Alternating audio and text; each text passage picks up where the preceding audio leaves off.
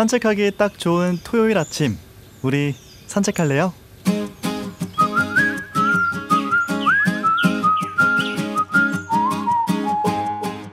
초겨울 어느 날 거리에서 나란히 걸어가는 아버지와 딸을 봤습니다. 아버지는 딸의 손을 끌어당겨서 자신의 외투 주머니에 넣었죠. 그 모습을 보면서 윤동주의 시 호주머니가 생각나더라고요. 넣을 것 없어 걱정이던 호주머니는 겨울만 되면 주먹 2개 갑북 갑북. 이 갑북 갑북 낯선 단어죠. 가득을 의미하는 평안도 방언입니다. 그런데 어쩐지 가득보다 더 정겹게 느껴지지 않으세요?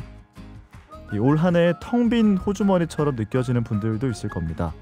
가진 것도 얻은 것도 없다고요.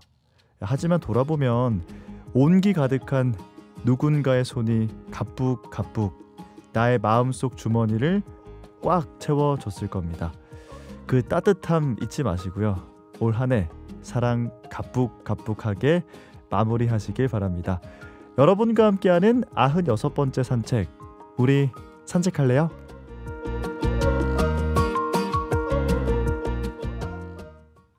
시청역이 도보 2분의 차, 대형마트도 근처에 차, 초등학교도 안심통학권에 차, 착착착 집중 밀차, 신주거타운의 중심에서 누리는 초집중 라이프, 시청역 해모로 센티아, 아파트 11월 오픈 예정 051-861-7952 HJ중공업.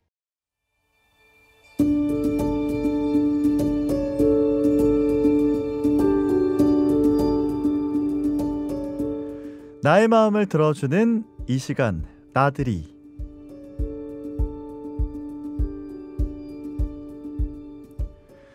나의 마음의 이야기를 들어주고 무거운 짐을 들어주는 이 시간, 나들이로 함께 하겠습니다.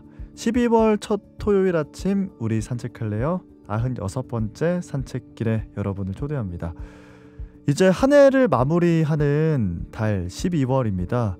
여러분, 2023년 어떻게 보내셨을까요? 흘려보낼 건 흘려보내주고 담을 건 담아가는 2023년이 되시길 바랍니다. 하나 더 덧붙여 보자면 기억할 것이 가북가북한 2023년이 되셨으면 좋겠습니다. 우리 산책할래요? 96번째 산책, 오늘은 김민철 정신건강의학과 전문의와 함께하겠습니다. 선생님 안녕하세요. 반갑습니다. 네, 반갑습니다. 네. 선생님, 언제 봐도 너무나도 기분 좋은 민철 선생님. 아우, 언제 봐도 기분 좋은 소정모 아나운서. 예. 덕담으로 또 시작을 해보는데 네. 이제 2023년이 정말 얼마 남지 않았거든요. 네. 이럴 때 사실 뭐 올 한 해 뿌듯하게 잘 살았다 이렇게 느끼시는 분들은 거의 없을 것 같고, 네. 아 어떡하지? 또 한 해가 가는구나, 이런 걱정하시는 분들이 많을 것 같거든요. 맞아요. 그런 분들께 한마디 좀 해주시죠. 이제 참 말씀 잘하셨는데 저는 제발 부탁인데요. 뿌듯하게 잘 사는 거 좀 찾으십시오. 엄청 많습니다. 올 한 해 11개월이 다 그러지는 않는데 네. 우리가 약간 부정 편향으로 보는 경향이 좀 있거든요. 한두 개가 잘못되면 다 잘못된 것 같고, 그런데 그렇지 않고요. 얼마나 열심히 사셨어요. 그러니까 자기를 좀 격려도 해주시고 칭찬도 해주시고, 잘못한 것은 뭐 어떻게 해도 잘 못합니다. 저도 그렇더라고요. 그래서 그걸 좀 수용해 주시고 네. 다가오는 새해를 좀 기대하시면서 남은 한 달을 더 알차고 오늘 하루 열심히 재밌게 사시면 너무 좋을 것 같고요. 그리고 특별한 이변이 없으면 내일이라는 선물은 계속 주어지니까 이게 좀 식상한 표현이긴 한데 네. 그걸 이제 오늘 주어진 게 선물이라면서요. 선물을 생각하면서 감사함으로 또 하루를 살아가신다면 그런 게 모이면 진짜 올 한 해 내가 정말 감사한 삶을 살았다 이런 말 나오지 않을까요? 뭐 또 이렇게 말씀해 주시니까 저도 나도 올 한 해 좀 뿌듯한 거 있었는데 하면서 찾아보게 되네요. 네. 여러분들께도 좀 그런 주말 아침이 됐으면 좋겠습니다. 자, 오늘 또 사연 2개를 준비했습니다. 첫 번째 사연부터 듣고 와서 처방을 들어보도록 하겠습니다.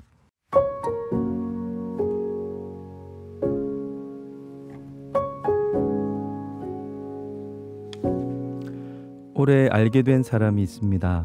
처음에는 유쾌하고 재밌는 사람이라고 생각했어요. 그런데 시간이 지날수록 좀 이상해지더라고요. 이분이 거짓말을 잘합니다. 그렇다고 해서 작정하고 사기를 치는 건 아니고요. 자신이 한 일을 자꾸 꾸며서 또는 과장해서 거짓말로 말한다든가, 또 누가 뭘 했다고 하면 무조건 나도 그거 해봤다 하는 식으로 대답하는 겁니다. 아니 그리고 반대로 자신이 못한 게 있으면 내가 이걸 못하는 이유는 하면서 드라마 같은 사연을 덧붙이고요. 그러다 나중에 자신이 했던 말을 기억 못해서 말이 꼬여서 들통이 나요. 그 외에는 정도 많고 괜찮은 사람 같은데 제가 이 사람을 오래 알지 못해서 그런 걸까요? 그분은 왜 그러는 걸까요? 혹시 멀어져야 하는 사람인가요? 제가 어떻게 대해야 할까요?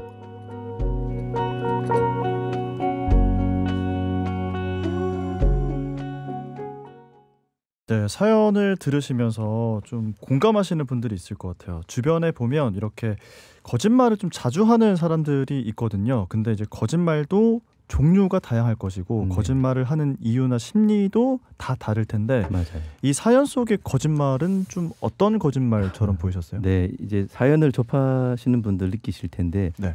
별로 주도 면밀한 거짓말이 아니죠. 그때 필요에 의해서 네. 거짓말을 하니까. 그리고 사연을 올리신 분이 사기칠 정도는 아니다고 네. 평소에는 괜찮아 보이는데 특정 순간에 거짓말을 하는 것 같은데요. 네. 이런 거짓말을 잘 보시면 뭔가 남에게 내가 좀 좋은 사람, 멋진 사람으로 보이고자 하는 의도가 좀 숨겨져 있는 것 같아요. 네. 그러니까 남이 나를 좀 좋게 봐주기를 원하고 내가 뭘 다 해봤고 이러면 뭔가 좀 내가 경험치도 좋은 것 같고 예, 그렇게 좀 사람들이 생각해 주기를 원하는 듯해서 거짓말을 하고 이런 분들이 이제 계획적으로 거짓말을 하진 않아요. 그냥 순간에 모면을 위해서 거짓말을 하는 경우에 해당되기 때문에 하여튼 자기를 더 괜찮은 사람으로 보이고자 하는 분 같고요. 뭐 아까도 말했다시피 이렇게 계획적이고 주도 면밀한 사기꾼 스타일로 거짓말하는 건 아니고 그래서 그렇게 나쁜 분 같지는 않지만 문제는 이게 이제 성격의 어떤 결함처럼 계속 이런 습관이 있으면 나중에 이 거짓말은 아시겠지만 이게 쌓이면 폭발하지 않습니까? 그죠. 그래서 위험해질 것 같아요.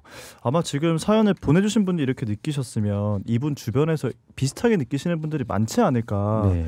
그래서 나중에 좀 큰 문제가 될 수 있지 않을까 하는 생각이 들거든요. 네. 근데 사연을 들으면서 그런 생각이 들었어요. 혹시 이거 좀 자존감의 문제인가? 네. 자존감이 낮으셔서 그걸 채우려고 이렇게 거짓말하시나? 하는 생각이 들었거든요. 네, 저도 이제 자존감이라는 단어를 이제 쓰셨는데 저도 이제 동의가 좀 됩니다. 자존감이 흔히들 이제 낮다고 하죠. 그러니까 내가 나를 좋게 생각하지 않는 마음. 내가 있는 그대로 충분히 괜찮아야 되는데 있는 그대로의 나는 뭔가 이상해 보이고 좀 열등해 보이고 사람들이 그런 내 모습을 알게 되면 나를 싫어할 것 같고 이런 게 조금 이제 열등감에서 나온 것으로 일단 저도 보이고 그러니까 자꾸 뭔가 부풀려서 과장을 하고 자기를 포장해서 뭔가 이렇게 가식적으로 마스크 쓰듯 자기 진짜 자기가 아닌 가짜의 모습으로 사람들에게 어필하고자 하는 것 같습니다. 자존감의 문제라고 저도 생각이 되네요. 근데 이렇게 계속 거짓말 하시는 이 분이 굉장히 스스로 피곤하실 것 같거든요. 근데 궁금한 건 자기 스스로 자기가 거짓말을 하고 있다는 인지가 있을까라는 게 좀 궁금한데 이것과 그리고 또 계속 거짓말을 하다 보면 이 내 거짓말과 내 현실의 그 괴리감을 느끼게 될 텐데 이럴 때 좀 피곤하고 힘들어지지 않을까 싶거든요. 근데 이분은 사연만 보면 별로 그렇게 힘들어하지 않는 듯한 뉘앙스가 있기는 한데 이분은 이게 아마도 이게 자기가 거짓말을 하면 거짓말을 하고 있다고 알고 하는 분이 있고요. 약간 무의식적으로 하는 분도 있으세요. 습관적으로. 그때 그게 자기의 삶의 방식이 된 거죠. 자기 방어 기제가 되어가지고 이분은 어쩌면은 약간 자기가 거짓을 하고 있는지를 좀 모르는 쪽이 아닐까 그런 생각이 좀 들게 되고요. 그리고 이제 계속 이렇게 하다 보면 이제 사실은 조금 이제 호전을 이제 이렇게 기대할 수 있는 그나마 정서적으로, 인지적으로, 성격적으로 좀 괜찮은 분들은 이 괴리감을 느끼게 됩니다. 근데 이걸 안 느끼는 분들이 있어요. 계속 거짓말을 하고 그때 둘러대고 그러다가 이제 관계가 깨어지는 결과가 올까봐 이제 좀 걱정이 되시고 여튼 앞에도 말씀드렸다시피 자기가 거짓말하지 않고 있는 그들의 모습을 보이면 어떤 사람들이 실망하거나 자기를 멀리하거나 자기를 이렇게 이상하게 볼 거라는 이런 어떻게 보면 착각 속에서 살아가시는 분일 것 같아요.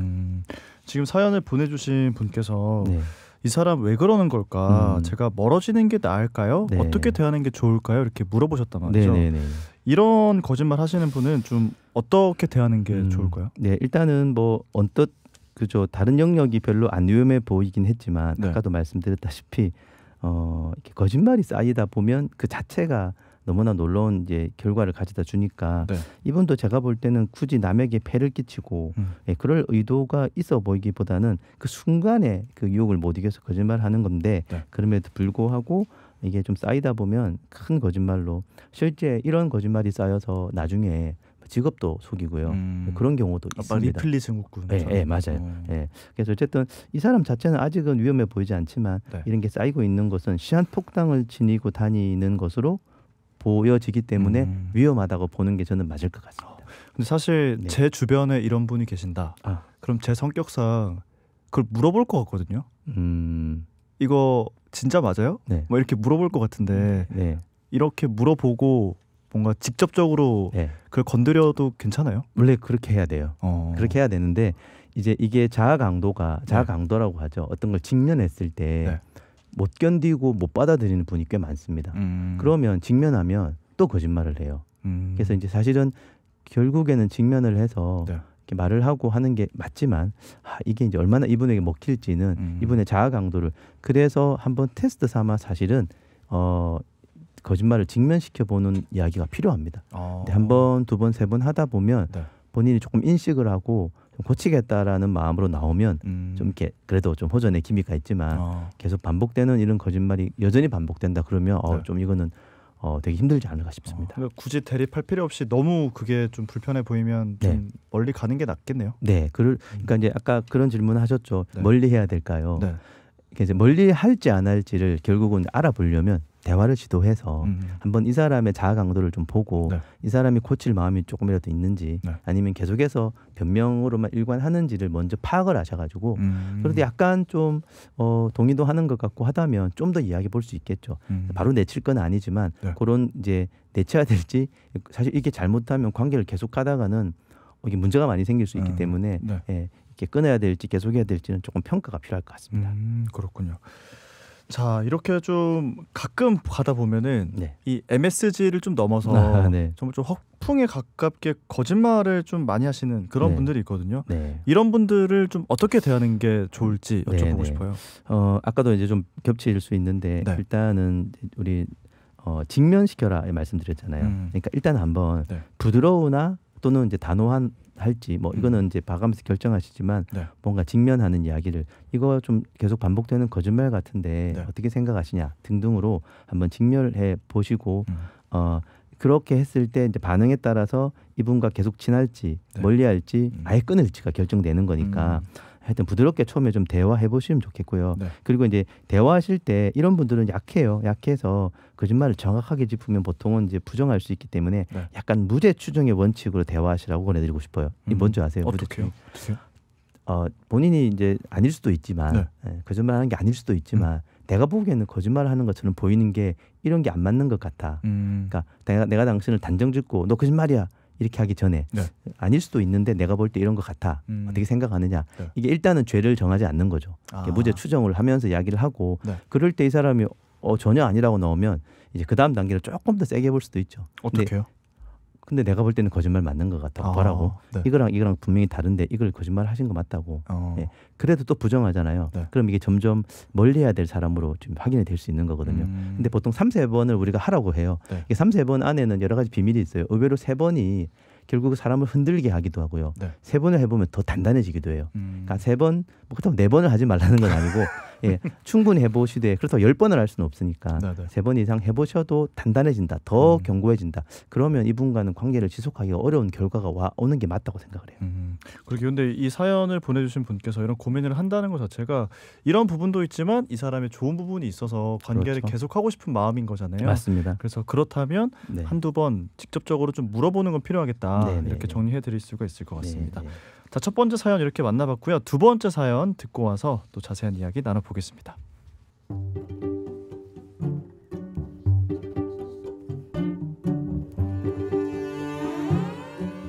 동생이 직장을 그만두고 집에서 쉬고 있습니다. 이제 거의 2년이 다 돼가요. 그런데 가족 중에 누구도 동생에게 선뜻 뭐라고 할 수가 없습니다. 어느 날은 기분이 괜찮아 보여서 다시 일을 좀 찾아봐야 되는 거 아닐까? 라고 조심스럽게 말을 해보면요. 알겠다고 대답을 합니다. 그런데 그러다가 얼마 안 가서 그냥 방문을 닫고 들어가 버리는 거죠. 어느 날은 화장실도 잘 가지 않고 온종일 침대에 누워 있는 것 같아요. 그러다 보니까 무슨 이야기를 꺼내기가 무섭습니다. 동생을 보니 이제 친구들과도 좀 멀어진 것 같고 혼자 고립돼 있어서 굉장히 마음이 불편합니다. 설득해서 억지로 병원에 데리고 가서 검사를 받아봤는데 양극성 장애라고 하더라고요. 우리 가족들이 동생을 어떻게 대하는 게 좋을까요?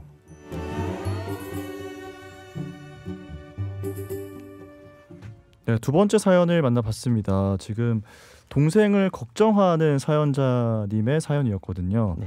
진단을 받으셨는데 그렇죠. 양극성 장애라고 하셨거든요. 네, 네. 우선 이 양극성 장애가 뭔지부터 짚어주시죠. 이름에서 보면 양극성, 극이 이제 양쪽으로 이렇게 나뉘어지는 질병인데 흔히들 조울증이라고 했었죠. 그래서 조증과 우울증으로 증상이 보통 번갈아 가며 나오는 일종의 우울증인데 우울증하고 또 조금 달라요. 그래서 이제 우울증이 한번 오면 그다음 조증이 오기도 하고 조증이 여러 번 오다가 우울증이 오기도 하고 이렇게 리듬이 극을 달리는 그런 현상이 있을 때 조증과 우울증이 섞여 있을 때 양극성 장애라고 하죠. 우울 증상은 대충 아시죠? 예, 우울은 뭐 이렇게 우울한 기분을 느낀다든지 무기력, 뭐 무가치함, 집중이 안 되거나 의욕 없거나 재밌는 것도 없고 아무 결정도 못 하겠고 심지어 죽고 싶기도 하는 이런 생각과 마음이 있는 상태고 자, 이런 기분이 우울한 것만 있어서는 진단할 수 없고요. 이런 것들 때문에 고통이 너무 심해서 일상생활이 안 되고 직장 및 대인관계가 안 되는 경우에 진단을 하는 게 이제 우울증인데 조증은 반대로 생각하시면 비슷한데요. 들뜬 기분, 굉장히 자기가 유명한 사람이라고 생각하는 망상도 있고요. 에너지가 넘치고 일도 막 벌이고 돈도 막 쓰고 내가 뭐든지 다 할 수 있다는 생각에 잠도 안 자고 활동도 너무 많아지면서 그렇게 현실감 없이 여러 문제를 일으키는 그런 게 조증인데 이 우울증과 조증이 왔다 갔다. 역시 조증에서도 입원해야 됩니다. 심하면. 그냥 일상에서 이제 조절해내기가 어려울 정도로 조증이 심하게 뜨면 그런 경우가 있기 때문에 우울증과 조증이 왔다 갔다 하면서 이제 나오는 질병이 조울증, 양극성 장애가 되겠습니다. 네. 그런데 이 조울증은 우울증하고 비슷해 보일 때가 많지만 사실 조금 더 심한 질병으로 보셔야 됩니다. 좀 더 뇌에 어떤 이제 불균형이 있기 때문에 생기는 뇌의 병이기 때문에 사실 우울증은 심리적인 이유에서도 많이 오는데 이 조울증, 양극성 장애는 뇌의 어떤 불균형이 더 메인이 되기 때문에 조금 더 치료하기가 어려울 수도 있고요. 그래서 그런 질병이고 인구의 한 1%? 꽤 많습니다. 그러네요. 예, 처음에는 조금 우울증과 비슷한데 갈수록 조증이 뜨니까 그제서야 이제 양극성 장애인 걸 깨닫게 되죠. 아니 근데 아까 사연을 들어보면 굉장히 좀 무기력하고 우울하게 계시는 느낌은 있었는데 이 사연자분의 동생이 조증은 없어 보였는데 맞아요. 왜 그럴까요? 그래서 이제 병원에 가서 우리가 보통 물어봅니다. 우울증이 있는 분에게 꼭 과거에 이렇게 기분이 뜬 적이 없는지를 꼭 물어봐요. 그냥 우울한 상태만 보면 모르니까. 근데 이분의 지금 우울이 약간 양상이 양극성에서 나오는 우울과 비슷해 보이기는 해요. 어떤 면이요? 이렇게 침대에 누워서 있다든지. 물론 그냥 우울증도 그럴 수 있는데 사람들과 관계없이 우울증도 다 비슷할 수 있는데 저희들은 맨날 보다 보니까 좀 더 팔다리가 힘이 없고 좀 더 누워 있고 이런 생물학적으로 좀 더 우울이 심해 보이는 양상들을 우리가 좀 볼 수 있거든요. 그래서 그런 걸 가지고 의심은 하는데 이걸로 되는 건 아니고 꼭 물어보는 게 과거에 혹시 에너지가 넘친 때는 없는지 등등에 대한 히스토리를 해서 거기서 있다 그러면 의심을 하고요. 심리 검사에서 나올 수 있죠. 사실 뭐 지금 이야기만 들어봐서는 우울증과 구분하기가 쉽진 않아 보이거든요. 맞아요. 진단하실 때도 그러면 좀 오래 보십니까? 처음에는 이제 이전에 그런 조증이 없었던 우울증으로 오는 분이 계실 거 아니에요. 앞으로 어떻게 될지 모르는 거죠. 그죠? 그래서 이분의 히스토리를 하지만 아직까지 조증의 어떤 증거가 없다. 그러면 일단 우울증에 준해 치료를 하죠. 그러면서 우리는 늘 염두에 둡니다. 이러다가 기분이 혹시 좀 뜨는 건 아닐지. 그 뜨는 무드가 좀 엘리베이션 되는 걸 보면 이 사람은 조울증일 수 있겠다라고 그때 가서 진단을 더 할 수 있기 때문에 조심스럽게 우리가 이제 시간을 두고 보는 게 꼭 중요합니다. 그러니까 단일 오늘의 어떤 모습만 보고 진단하면 안 되고 시간을 통해 진단을 해야 되기 때문에 그건 쭉 보다 보면 알게 됩니다. 선생님 근데 그 조증이라는 게요. 그 뜬다는 그게 어떤 모습이에요? 어떤 모습이냐면 우리가 흔히들 평상시에도 조증 같은 게 있을 수 있어요. 너무 좋을 때 있죠. 너무 좋을 때인데 우리는 그 너무 좋을 때가 이유가 타당하고 너무 좋았다가 금방 또 수그러들잖아요. 내려오잖아요. 그렇죠? 이 사람은 부적절해요. 현실감이 없어요. 그리고 이런 거죠. 우리는 예를 들어 뭐 시험에 합격했다. 너무 좋아. 네. 근데 이 사람은 그런 게 아무것도 없어요. 없는데 너무 기분 좋고 저는 자기는 모든 걸 다 할 수 있다 그러고 네.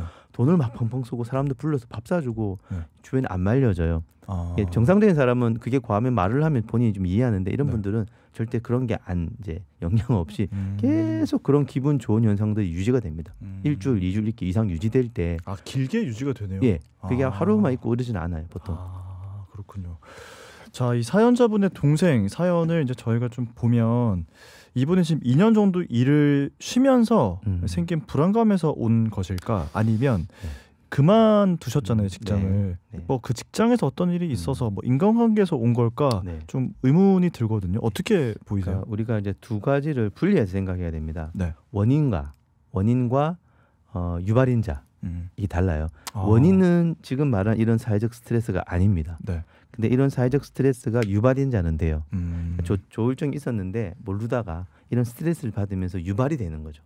그러면 이런 것은 이제 원인은 아닌 거죠. 네. 하지만 유발인자이기 때문에 원인은 원인대로 약물 치료하고 유발인자도 필요하면 스트레스 관리라든지 이런 부분을 좀 상담을 해서 네. 유발인자도 다뤄주는 게 맞죠. 그렇군요. 자, 이 양극성 장애라는 게 유전적인 영향도 있을까? 이런 궁금증도 있거든요. 네, 아까 앞에서도 이게 뇌의 질병이라고 말씀드렸던 것은 뇌의 질병들이 좀 유전적인 요소가 많아요. 그래서 유전이 좀 되는 편이고요. 네. 그렇다고 뭐 부모가 양극성 장애면 자녀는 무조건이다 그런 건 전혀 아니지만 일반인보다 좀 더 가능성이 높은 그런 양극성 장애 유발할 만한 위험이 좀 있다고 보시는 게 맞아요. 조금의 유전성은 있다라고 말씀드릴 수 있겠습니다. 네. 자, 이렇게 진단을 받게 되면 치료는 이제 어떻게 받을까? 치료 방법이 네. 어떻게 될까? 이런 것도 궁금하거든요. 그렇죠. 네. 치료가 중요한데 이제 우리가 심리적인 요인이 많은 현상은 네. 심리 치료나 상담이 도움이 되겠지만 아까도 말씀드렸다시피 뇌의 신경 전달 물질이라고 해서 일종의 호르몬과 같은 그런 뇌 안의 세포와 이런 기능을 담당하는 그런 신경 전달 물질, 흔히 도파민 이런 거 들어보셨죠? 네. 세로토닌 네. 그런 물질인데 이런 물질이 균형이 어긋나면서부터 이런 일이 생기니까 이 균형을 맞추는 약물 치료가 가장 중요하고 메이저고 약물 치료 없이 다른 어떤 치료를 해도 낫지 않습니다. 약물 치료가 제일 중요한 치료고 네. 그렇다고 해서 뭐 약물 치료만 하고 할 건 아니지만 아까 말씀드렸다시피 스트레스 인자를 조절하는 상담이라든지 이런 것들도 필요하고 네. 이 조증이 너무 심할 때 우울증이 너무 심할 때 특히나 죽고 싶다든지 누구를 이제 죽일 위험이 있는 정도로 심할 때는 입원도 중요하고요. 그래서 입원과 약물 치료 이런 것들을 통해서 급성기 증상을 잘 조절한 다음에 그다음 퇴원을 하고 외래를 통해 다니는데 이제 문제는 이제 이걸 먹다 보면 이제 좋아지거든요. 보통은 괜찮아져요. 그럼 사람들이 이제 이걸 몇 년을 먹어야 돼요, 사실은. 근데 그래요? 한 2, 3개월 만에 좋아지니까 안 먹으려고 그러시는 분이 많아요. 이게 이제 재발이 제일 무섭습니다. 네. 이런 질병은 재발하지 않도록 최대한 애를 써주셔야 됩니다. 재발을 하면 뇌가 재발이 익숙해져서 네. 2번, 3번, 4번 재발하기가 훨씬 쉬워지거든요. 그러니까 한번 이런 게 생겼을 때 충분히 치료하고 최대한 재발하지 않도록 약물 치료, 상담 치료, 병원에 끝까지 데리고 와주시고 이런 게 필요하죠. 아니 근데 이 가족분들이 대단하다는 생각이 드는 게 동생을 설득해가지고 상담을 또 받게 하셨잖아요. 네. 너무 잘하셨다는 생각이 드는데 앞으로 동생을 어떻게 대하는 게 좋을까 이런 네. 궁금증이 있다고 하셨거든요. 네, 아무래도 이분 저도 보면서 참 대단하다. 네.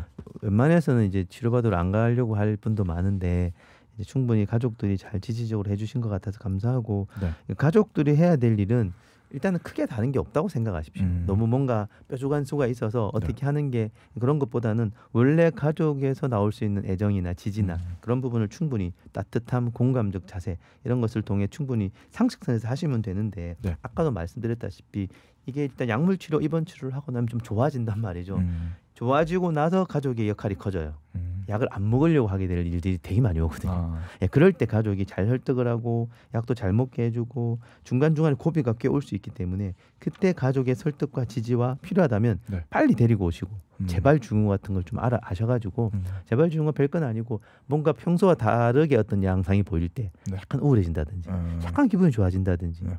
뭔가 일을 벌이려고 한다든지 이게 많은 분들이 그걸 또 좋아지는 걸 볼 수도 있어요. 한참 우울해 있다가 이제 나 좀 괜찮은 것 같아. 의욕이 생겼다. 예, 이렇게 그렇게 볼 수 있는데 이때가 조심스러운 게 스위칭이라고 해요. 우울해서 합중으로 가는 그러니까 이때가 좋은 것일 수도 있는데 네. 이게 이제 증상이 재발일 수도 있으니까 이런 걸 잘 캐치하셔서 네. 그런 게 좀 의심스러울 때 병원에 잘 모시고 오시면 가족으로서는 아마 최대한 좋은 일들 하고 계신 게 아닐까 싶습니다. 근데 뭐 이런 질문을 하시는 것 자체가 이미 너무나도 가족 구성원으로서 좋은 역할을 해주고 있는 그렇습니다. 분들일 것 같다는 생각이 들긴 하네요. 맞습니다. 자, 이 사연을 이제 듣고 선생님의 이런 처방을 들으시면서 나도 근데 감정의 폭이 좀 큰 것 같긴 한데 네. 나도 기분이 좋았다가 나빴다가가 좀 심하게 왔다 갔다 하는데 하면서 나도 좀 이런 걸 의심해볼 필요가 있나 이런 생각하시는 분들도 있을 것 같거든요. 그렇죠. 그래서 보통의 어떤 기분의 큰 변화는 문제가 안 되는데 네. 이게 좀 애매한 게요. 그 중에 극소수는 이제 조울증의 성향으로 갈 수도 있어요. 그거를 사실 구분해내기가 좀 어렵습니다. 그래서 일단은 대부분의 사람들은 내가 감정이 폭이 크다고 해서 양극성 장애를 의심할 필요는 전혀 없으나 이게 약간이라도 그러니까 사람이요 이 증상이 생기면 첫 느낌이요 주변에서 약간 압니다. 뭔가 좀 평소와 다르다. 네. 이런 게 있을 때 한번 좀 생각해 보시면 되지. 너무 내가 혹시 기분의 폭이 저도 커요. 아직 한 번도 양극성이 안 왔기 때문에 큰 기분의 폭을 가지고 잘 사시면 되는데 그럴 때 혹시나 하는 정도만 생각을 가지고 있으시면 될 것 같습니다. 알겠습니다. 자, 오늘 두 가지 사연 이렇게 좀 풀어봤고요. 선생님은 여기서 보내드릴게요. 오늘도 벌써 가야 돼요? 네, 알겠습니다. 네. 지금까지 김민철 정신건강의학과 전문의와 함께했습니다. 선생님 오늘도 감사합니다. 감사합니다.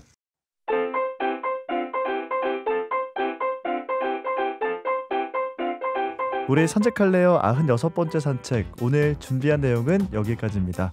저는 다음 주 97번째 산책길에서 먼저 기다리고 있을게요. 지금까지 아나운서 서정모였습니다.